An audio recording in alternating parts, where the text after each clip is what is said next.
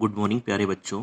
आपका टॉपिक है आज का डाइलेक्ट्रिक सब्सटेंस एंड पोलराइजेशन।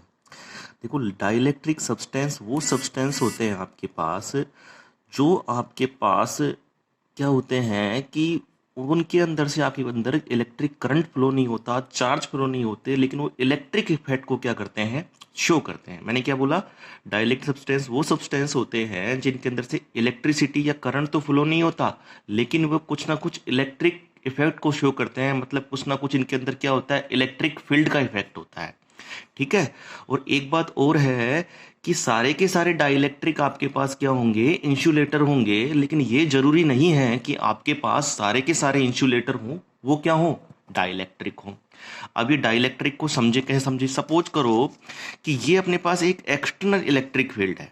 मैंने क्या बोला कि जब इसको हम एक्सटर्नल इलेक्ट्रिक फील्ड में रख रहे हैं तो ये अपने पास कोई ना कोई डाइलेक्ट्रिक मटेरियल है। तो डाइलेक्ट्रिक मटेरियल में क्या होंगे, मॉलिक्यूल्स होंगे, और मॉलिक्यूल्स में क्या होंगे, माइनस प्लस आयंस होंगे। तो ये minus plus ions, minus plus ions, ये एक मॉलिक्यूल, दो मॉलिक्यूल, तीन मॉलिक्यूल, चार मॉलिक्यूल, पांच मॉलिक्यूल, छह मॉलिक्यूल, सात मॉलिक्यूल। अब जैसे ही अपन ने इलेक्ट्रिक फील्ड अप्लाई किया तो ये मॉलिक्यूल्स के नेगेटिव है वो इलेक्ट्रिक फील्ड के पॉजिटिव की तरफ, आपकी तरफ क्या होंगे, अट्रैक्ट होंगे, और जो पॉजिटिव है वो नेगेटिव की तरफ अट्रैक्ट होंगे। आपको पता है कि जो इलेक्ट्रिक फील्ड होता है वो पॉजिटिव से तो आपके पास क्या होता है, स्टार्ट होता है, और नेगेटिव के आपके पास क्या होता है, टर्मिनेट होता है। तो ये देखो कि सारे के सारे नेगेटिव किसकी तरफ हो जाएंगे, पॉजिटिव की तरफ, और सारे के सारे पॉजिटिव किस तरफ अट्रैक्ट हो गए, नेगेटिव की तरफ। और ये बीच वाले प्लस माइनस एक दूसरे को क्या कर दिया, आपस में कैंसिल कर दिए। देखो ये वाले। तो कहने का मतलब क्या है कि इधर माइनस माइनस की एक लेयर बन जाएगी और इधर प्लस प्लस की लेयर बन जाएगी। तो कहीं ना कहीं प्लस टू माइनस आपके पास एक अंदर की तरफ आपके पास क्या हो गया, इलेक्ट्रिक फील्ड जनरेट हो गया। क्या बोले कि एक इंड्यूस इलेक्ट्रिक फील्ड जनरेट हो गया, कहां, अंदर की तरफ। और इस इंड्यूस इलेक्ट्रिक फील्ड की जो डायरेक्शन होगी वो आपके पास अप्लाइड एक्सटर्नल इलेक्ट्रिक फील्ड की डायरेक्शन की क्या होगी, जस्ट अपोजिट होगी। क्योंकि इसकी डायरेक्शन देखो कैसे है, इस तरफ एक्सटर्नल फील्ड की, और इंड्यूस्ड इलेक्ट्रिक फील्ड की डायरेक्शन किस तरफ है, इस तरफ। क्योंकि आपको पता है इलेक्ट्रिक फील्ड की डायरेक्शन कहां से कहां होती है, प्लस टू माइनस। तो एक्सटर्नल की प्लस टू माइनस इधर की तरफ हो गई, और जो आपके पास इंटरनल जो इंड्यूस्ड इलेक्ट्रिक फील्ड हुआ है उसकी डायरेक्शन इस तरफ हो गई। मतलब जो इंड्यूस्ड इलेक्ट्रिक फील्ड होगा उसकी डायरेक्शन आपके पास क्या होगी, जस्ट अपोजिट साइड होगी, किसके, एक्सटर्नल इलेक्ट्रिक फील्ड के। कहने का मतलब डाइलेक्ट्रिक मटेरियल वो होंगे जिनके अंदर आपके पास इलेक्ट्रिक जो है इलेक्ट्रॉन्स हैं वो स्टोर तो हो जाएंगे, लेकिन इलेक्ट्रॉन्स मूव नहीं कर पाते आपके पास। और इलेक्ट्रॉन स्टोर के कारण जब उनको इलेक्ट्रिक फील्ड में रखेंगे तो वो क्या करेंगे, अपने पास इलेक्ट्रिक फील्ड को शो करेंगे। डेफिनेशन देखें, those substance which do not conduct electric current but show the electric effect when kept in external electric field. ये बता चुका मैं आपको। All dielectric are insulator but it is not necessary that all insulator are dielectric. ठीक है। अब ये two types के होते हैं आपके पास, पोलर डाइलेक्ट्रिक और नॉन पोलर डाइलेक्ट्रिक। सबसे पहले पढ़ेंगे अपन पोलर डाइलेक्ट्रिक। पोलर डाइलेक्ट्रिक वो डाइलेक्ट्रिक होते हैं जिनमें centre of mass of positive charge और centre of mass of negative charge does not coincide. क्या होते हैं, मतलब centre of mass of positive charge और centre of mass of negative charge क्या रहते हैं, कोइंसाइड नहीं करते, आपस में क्या होते हैं, सेपरेट होते हैं। मतलब सेंटर ऑफ पॉजिटिव चार्ज और सेंटर ऑफ नेगेटिव क्या रहेंगे, अलग रहेंगे, सेपरेट रहेंगे। दो substance in which the centre of mass of positive charge does not coincide with the centre of negative charge. ठीक है। अब क्या होंगे कि इनके अंदर एक विशेषता और होती है कि ये जो आपके पास पोलर डाइलेक्ट्रिक होते हैं ये क्या बनाते हैं, एक इंडिविजुअल क्या बनाते हैं, डाइपोल बनाते हैं। और डाइपोल बनाएंगे तो कहीं ना कहीं इनका क्या होगा, एक डाइपोल होगा। ठीक है। तो ये देखो, इसको आप एग्जांपल से देखेंगे तो आपको ज्यादा समझ में आएगा। अब देखें आप, सपोज करो इसके एग्जांपल है HCl, H2 और NaCl। अब बात करें HCl की, तो ये अपने पास क्या हो गया, H प्लस हो गया, और ये क्या हो गया, Cl माइनस हो गया। तो H प्लस का सेंटर आपके पास यहां, ठीक, और Cl माइनस का सेंटर यहां। तो आपके पास centre of mass of positive charge और centre of mass of negative charge क्या है, सेपरेट है, अलग अलग है। तो आपको पता है नेगेटिव से पॉजिटिव की तरफ क्या होता है अपने पास, डाइपोल मूवमेंट। तो यहां देखो इसका एक डाइपोल मूवमेंट हो गया, उसकी डायरेक्शन किस तरफ हो गई, इस तरफ हो गई। इसी तरह बात करें NaCl की, तो NaCl का Na प्लस और Cl माइनस। तो इसके अंदर भी centre of mass of positive charge, centre of mass of negative charge क्या होंगे आपके पास में, अलग अलग होंगे। तो इसके अंदर भी इस तरफ क्या होगा, एक डाइपोल मूवमेंट इंड्यूस हो जाएगा। बात करें H2O की, तो ये H प्लस, ये H प्लस और ये O2 माइनस। तो ये H प्लस, इस वाले H प्लस का सेंटर, ये इस वाले H प्लस सेंटर, तो इन दोनों का सेंटर ऑफ मास क्या होगा, इन दोनों के बीच में यहां आ गया। और O2 का सेंटर आपके पास क्या है, यहाँ है। तो डाइपोल मोमेंट कहाँ होगा, माइनस से प्लस की तरफ, नीचे की तरफ। तो ये डाइपोल मोमेंट हो गया। कहने का मतलब क्या हो गया कि नॉन पोलर के अंदर अपने पास centre of mass of positive charge, centre of mass of negative charge separate होंगे। और साथ में एक बात और होगी कि आपके पास ईच मॉलिक्यूल क्या बनाएगा, एक डाइपोल बनाएगा, और उस डाइपोल का आपके पास क्या होगा, एक डाइपोल मोमेंट होगा। अब जब हम अभी तक तो एक मॉलिक्यूल की बात कर रहे थे, अब हम क्या करेंगे, एक वॉल्यूम में बहुत सारे मॉलिक्यूल लेंगे। तो एक वॉल्यूम में अपन बहुत सारे मॉलिक्यूल लेंगे, तो ये molecule in absence of electric field आपके पास इरेगुलर मैनर में होंगे। कोई किधर जा रहा होगा, कोई किधर जा रहा होगा, कोई किधर जा रहा होगा। तो in absence of electric field the total dipole moment क्या होता है आपके पास में, जीरो होता है। देखो ये प्लस माइनस है, ये क्या है, माइनस प्लस है, ये माइनस प्लस है, ये प्लस माइनस है, ये माइनस प्लस है, ये प्लस माइनस है। मतलब सब एक क्या है, इनरेगुलर मैनर में। ये इसके डाइपोल मोमेंट को क्या कर रहा है, मतलब नष्ट कर रहा है। ये इसके डाइपोल मोमेंट को नष्ट कर रहा है, ये इसके डाइपोल मोमेंट को क्या कर रहा है, नष्ट कर रहा है। मतलब in the absence of electric field, the molecule of polar dielectric are arranged in regular manner. So any volume of a substance which has large amount of molecules, the resultant dipole moment of substance is zero. कहने का मतलब क्या है, जब electric field का absence होगा तो सारे के सारे मॉलिक्यूल क्या होंगे, इन रेगुलर मैनर में होंगे और एक दूसरे के डाइपोल मोमेंट को नष्ट कर देंगे और टोटल डाइपोल मोमेंट क्या रहेगा, जीरो रहेगा।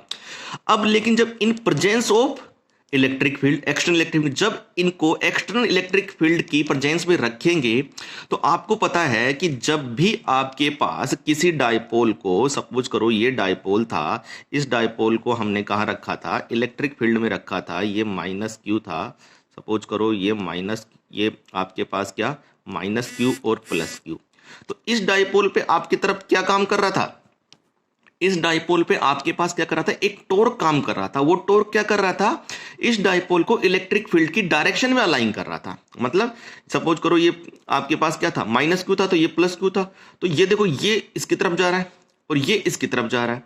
तो कहीं ना कहीं जब आपके पास in presence of external electric field, तो ईच मॉलिक्यूल पे क्या काम करता है, एक टॉर्क काम करता है। और वो टॉर्क काम करने से सारे के सारे जो डाइपोल होते हैं आपके पास, वो इलेक्ट्रिक फील्ड की डायरेक्शन में क्या हो जाते हैं, अलाइन हो जाते हैं और सभी का डाइपोल मोमेंट क्या हो जाता है, ऐड हो जाता है। अब देखो देखो जैसे ये डाइपोल था तो इसका क्या होगा, एक आपके पास माइनस चार्ज होगा, एक प्लस आपके पास आयन होगा। तो सारे सारे माइनस किसकी तरफ अट्रैक्ट हो गए, प्लस की तरफ, और सारे के सारे प्लस किसकी तरफ अट्रैक्ट हो गए, माइनस की तरफ। तो देखो सभी एक मैनर में हो गए। देखो minus plus minus plus minus plus minus plus minus plus और माइनस प्लस।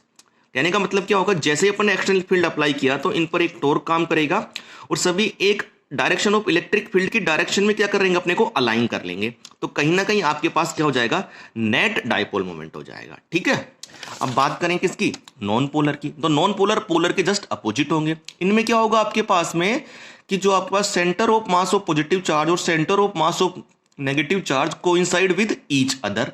मतलब centre of mass of positive charge और centre of mass of negative charge क्या नहीं करेंगे, सेपरेट नहीं होंगे। और सेपरेट नहीं होंगे तो ईच मॉलिक्यूल का आपके पास डाइपोल मोमेंट नहीं होगा। क्यों नहीं होगा, क्योंकि जब सेपरेट ही नहीं होंगे तो अपने पास डाइपोल नहीं बनेगा, और डाइपोल नहीं बनेगा तो आपके पास डाइपोल मोमेंट नहीं होगा। तो देखो ये H प्लस H2 इसका एग्जांपल है। तो ये एक H प्लस, ये एक H प्लस, तो दोनों का सेंटर ऑफ मास कहाँ गया, यहाँ बीच में। यहाँ तो माइनस आयन है ही नहीं, तो डाइपोल बनेगा नहीं, डाइपोल मोमेंट होगा नहीं। अब बात करें किसकी, CO2 मॉलिक्यूल की। तो ये C और ये O माइनस और O माइनस। देखो इस O माइनस और इस O माइनस का सेंटर ऑफ मास कहाँ होगा, इन दोनों के बीच में, और C का भी बीच में है। तो मतलब क्या होगा, पॉजिटिव चार्ज और नेगेटिव चार्ज का सेंटर ऑफ मास क्या हो गया, सेम जगह है आपके पास। और सेम जगह है तो आपके पास क्या नहीं बनेगा, डाइपोल नहीं बनेगा। और डाइपोल नहीं बनेगा तो आपके पास इनका डाइपोल मोमेंट नहीं होगा। पढ़ सकते हैं आप, non polar are those molecules in which the centre of mass of positive charge coincide with the centre of mass of negative charge. Each molecule of these substance has zero dipole moment because there will be no separation between molecules। बात समझ में आ गई। अब absence of electric field की बात करें तो in absence of electric field, तो जब इन क्या होगा, ये जब एब्सेंस ऑफ इलेक्ट्रिक फील्ड रहेगी तो ये सारे मॉलिक्यूल का centre of mass of positive charge और centre of mass of negative charge separate ही नहीं रहेगा, तो डाइपोल ही नहीं बनेगा। तो डाइपोल नहीं बनेगा तो एक वॉल्यूम में चाहे अपन कितने ही सारे मॉलिक्यूल ले ले, सबका आपके पास जो नेट डाइपोल मोमेंट होगा वो कितना होगा, जीरो होगा। ये डायग्राम देखो, क्योंकि प्लस और माइनस क्या होंगे, एक ही जगह होंगे, प्लस और माइनस एक जगह होंगे, प्लस और माइनस एक जगह होंगे, तो डाइपोल नहीं बनेगा। डाइपोल नहीं बनेगा तो इनका डाइपोल मोमेंट नहीं होगा। देखो each molecule of this substance has zero dipole moment, so the net dipole moment of the whole substance is zero. ठीक है, इसमें ईच मोलिक्यूल का भी आपके पास ईच मोलिक्यूल का भी डाइपोल मोमेंट जीरो है और होल सब्सटेंस का भी जीरो है। उसमें आपके पास क्या था, पोलर के अंदर बात कर रहे थे, आपके पास कहीं ना कहीं आपके पास एक पर्टिकुलर मोलिक्यूल का आपके पास क्या था, डाइपोल मोमेंट था। लेकिन जब उसको पूरे सब्सटेंस को रख रहे थे तो डाइपोल मोमेंट क्या था, जीरो था। अब देखो इन प्रेजेंस ऑफ इलेक्ट्रिक फील्ड, अब जैसे ही अपने पास इस आपके पास इस नॉन पोलर को हम एक्सटर्नल फील्ड में रखेंगे तो इनके ऊपर एक स्ट्रेचिंग फोर्स काम करेगा। वो फोर्स काम का क्या करेगा, इनके प्लस और माइनस को क्या कर देगा, सेपरेट कर देगा। जो प्लस और माइनस एक ही सेंटर पे थे उन पर एक फोर्स काम करेगा स्ट्रेचिंग। वो स्ट्रेचिंग फोर्स क्या कर देगा, माइनस को अलग कर देगा और प्लस को अलग कर देगा। तो माइनस क्या होगा, इलेक्ट्रिक फील्ड के प्लस की तरफ अट्रैक्ट हो जाएगा और प्लस होगा इलेक्ट्रिक फील्ड के माइनस की तरफ अट्रैक्ट हो जाएगा। तो कहीं ना कहीं इसके अंदर आपके पास क्या हो जाएगा, एक जैसे ही अपन ने इलेक्ट्रिक फील्ड का अप्लाई किया एक्सटर्नल, तो इसके अंदर भी क्या एक डाइपोल मोमेंट इंड्यूस होगा। और डाइपोल मोमेंट जो इंड्यूस का हो जाएगा एक इलेक्ट्रिक फील्ड जब अपन अप्लाई करेंगे। If they place in extra electric field then the stretching force acting on the molecule due to electric field and there a displacement between negative charge and positive charge due to induce some dipole moment in each molecule। मैंने क्या बताया कि जैसे अपन ने electric field में apply किया तो each molecule के प्लस माइनस क्या हो जाएंगे, सेपरेट हो जाएंगे। प्लस माइनस सेपरेट हो जाएंगे तो माइनस इलेक्ट्रिक फील्ड के प्लस की तरफ और प्लस इलेक्ट्रिक फील्ड के माइनस की तरफ अट्रैक्ट होगा। तो ईच मोलिक्यूल का आपके पास क्या होगा, डाइपोल मोमेंट। तो आपके पास पूरी की पूरी वॉल्यूम का अपने पास क्या होगा, एक डाइपोल मोमेंट होगा, क्योंकि ईच पार्टिकल का भी अपने पास क्या होगा, डाइपोल मोमेंट होगा। बात समझ में आ गई। अब बात करें किसकी, एक पोलराइजेशन की। पोलराइजेशन क्या होता है कि जब अपन डाइलेक्ट्रिक सब्सटेंस को इलेक्ट्रिक फील्ड में रख रहे हैं तो उसके अंदर जो ये इंड्यूस आपके पास डाइपोल मूवमेंट है, इसको ये अपन क्या बोल रहे हैं, पोलराइजेशन।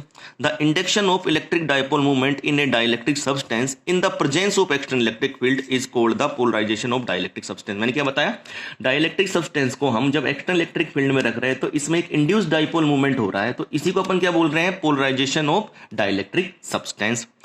अब देखो एक डेफिनेशन और है कि ऐसे सब्सटेंस जिनके अंदर जो इंड्यूस डाइपोल मूवमेंट है वो इलेक्ट्रिक फील्ड के तो प्रोपोर्शनल होता है। क्या होता है, इलेक्ट्रिक फील्ड के तो प्रोपोर्शनल होता है और इलेक्ट्रिक फील्ड की डायरेक्शन में ही होता है। क्या होता है, इलेक्ट्रिक फील्ड की डायरेक्शन में होता है। तो पढ़ें, those substance in which the induced dipole moment is directly proportional to the external electric field and along it called linear unidirectional dielectric substance. अब आप देखो, अब इनके अंदर जितना ज्यादा एक्सटर्नल अपन क्या करेंगे, इलेक्ट्रिक फील्ड अप्लाई करेंगे तो उतना ही ज्यादा फोर्स लगेगा, और उतना ही ज्यादा फोर्स लगेगा तो उतना ही अपने पास क्या होगा, पोलराइजेशन ज्यादा होगा।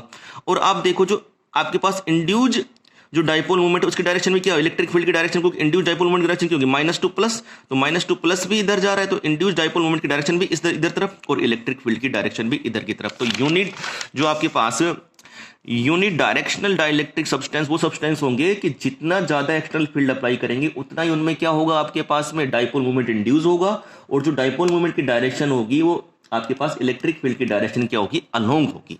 अब देखो, अब एक बात है, under the effect of external electric field the dipole movement induce in unit volume of substance is called polarisation vector. तो पोलराइजेशन वेक्टर क्या होगा कि आपके पास यूनिट वॉल्यूम के अंदर जो आपके पास डाइपोल मूवमेंट इंड्यूस हो रहा है उसको अपन क्या बोलेंगे, पोलराइजेशन वेक्टर ऑफ सब्सटेंस, और इसको रिप्रेजेंट किससे करेंगे, पी वेक्टर से। और आपको पता है कि जितना ज्यादा आपके पास क्या करेंगे, फील्ड अप्लाई करेंगे उतना ज्यादा क्या होगा, पोलराइजेशन होगा। तो P प्रोपोर्शनल किसके हो गया, E के हो गया, इलेक्ट्रिक फील्ड के। तो P बराबर शाई E, और शाई E आपके पास क्या है, इलेक्ट्रिक सस्पिटिबिलिटी ऑफ डाइलेक्ट्रिक। ये सस्पिटिबिलिटी आपके पास क्या है, कांस्टेंट है, और ये किसको मेजर कर रही है आपके पास में कि कितना पोलराइजेशन हो रहा है। जितने इसकी वैल्यू ज्यादा होगी उतना ही पोलराइजेशन कितना क्या होगा, ज्यादा होगा। और ये अपने पास क्या एक तरीके से कांस्टेंट है। देखो ये क्या है, साई E इसका electric susceptibility of dielectric, it is measure of the polarizability, मतलब कितना पोलराइजेशन हो रहा है किसी भी डाइलेक्ट्रिक मेटेरियल को, उसको मेजर करती है क्या, ये शाई E। और ये आपके पास कांस्टेंट है, तो कांस्टेंट की कोई भी डायमेंशन नहीं होती। तो मैं आपको इसके एक बार नोट्स दिखा देता हूं, ये आपके पास इसके नोट्स हैं, ठीक है।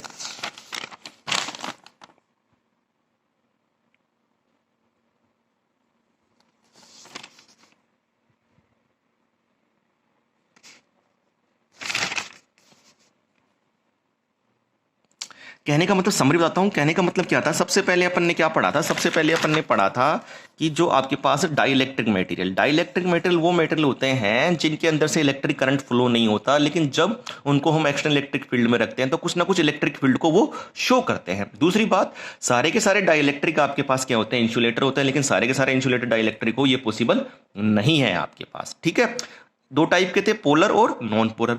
पोलर डाइलेक्ट्रिक क्या थे, जिनके पास centre of mass of negative charge और centre of mass of positive charge does not coincide with each other, मतलब centre of mass of negative और सेंटर मास ऑफ पॉजिटिव अपने पास क्या थे, सेपरेट थे आपके पास। और इनमें क्या था, ईच मॉलिक्यूल एक डाइपोल बना रहा था, इसके कारण आपके पास ईच मॉलिक्यूल का डाइपोल मूवमेंट था। जब इनको एब्सेंस ऑफ इलेक्ट्रिक फील्ड रखते हैं तो ये इरेगुलर मैनर में होता है, जिसके कारण आपके पास जो नेट डाइपोल मूवमेंट होता है वो क्या होता है, जीरो होता है। जब इनको प्रेजेंस ऑफ आपके पास क्या रखते हैं, इलेक्ट्रिक फील्ड रखते हैं, तो इनके डाइपोल पर आपके पास क्या काम करता है, एक टॉर्क काम करता है। वो टॉर्क क्या करता है, इनके डाइपोल को इलेक्ट्रिक फील्ड की डायरेक्शन में अलाइन करता है, जिसके कारण अपने पास क्या होता है, नेट डाइपोल मोमेंट होता है। एग्जांपल थे इसके आपके पास HCl, NaCl और H2O। अब इसके बात करी थी अपन ने नॉन पोलर। नॉन पोलर क्या होंगे, जिनके अंदर centre of mass of negative charge और centre of mass of positive charge coincide with each other. ठीक है, अब क्या होगी, इनमें centre of mass of negative centre of mass of positive क्या नहीं होंगे, सेपरेट नहीं होंगे, और सेपरेट नहीं होंगे तो इन पे एक डाइपोल नहीं बनेगा, और डाइपोल नहीं बनेगा तो डाइपोल मूवमेंट नहीं होगा। कहने का मतलब क्या हो गया कि इनके अंदर ईच मॉलिक्यूल के अंदर भी आपके पास डाइपोल मूवमेंट नहीं होगा, क्योंकि कोई डाइपोल ही नहीं बनेगा।